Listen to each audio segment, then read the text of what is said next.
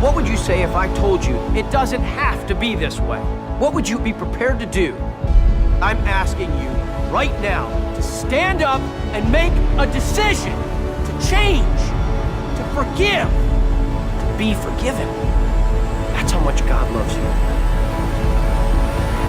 What just happened? Job where I actually was on call for a medical job, and I was always on call. So if I saw a phone number coming through on my phone that I didn't know, I usually figured it meant I was going to have to go do some work.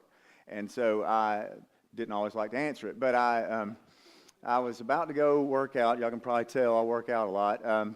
Just kidding. But I have huge stomach muscles is what I tell people.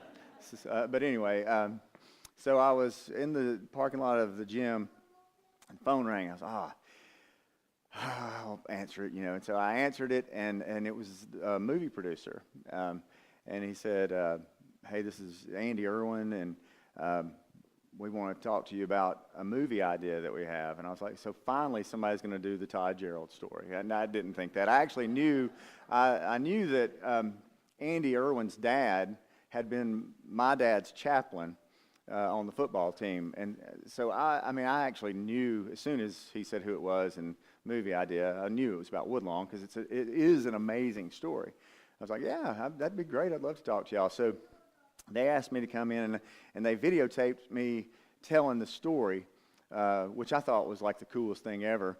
But at the end of the conversation, they slid a contract across the table and said, we want to do this movie, and it's going to be based on your book. And I was like, well, I guess I better finish writing it then. I need to actually have a book for us to do this. And so at that point, it really, I was asked one time to speak at this writers kind of convention or something like that, and people were, how do you get a movie deal and all this? I was like, you don't follow my route. This was so totally God dropping something in my lap. It was not.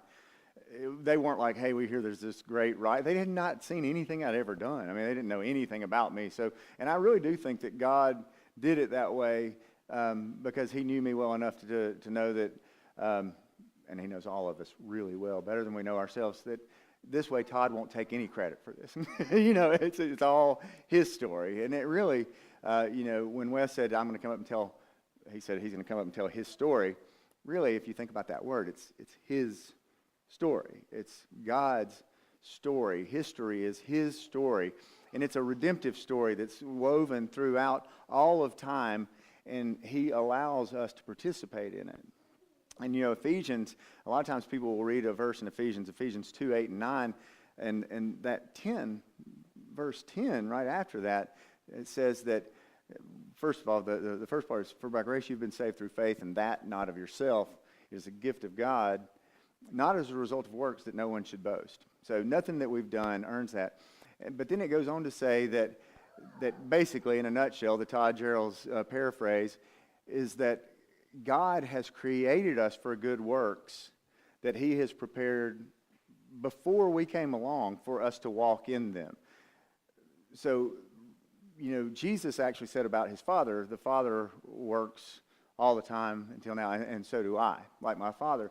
Well, understanding that God is at work, he's going to do what he's going to do, and that he allows us to participate in that and to partake in that, and we can ask God to open our eyes to the work that he's doing so that we see his hand in the stuff that's going on.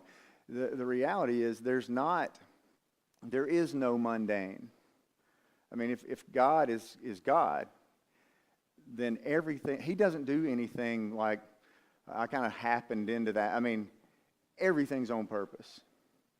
Everything's on purpose.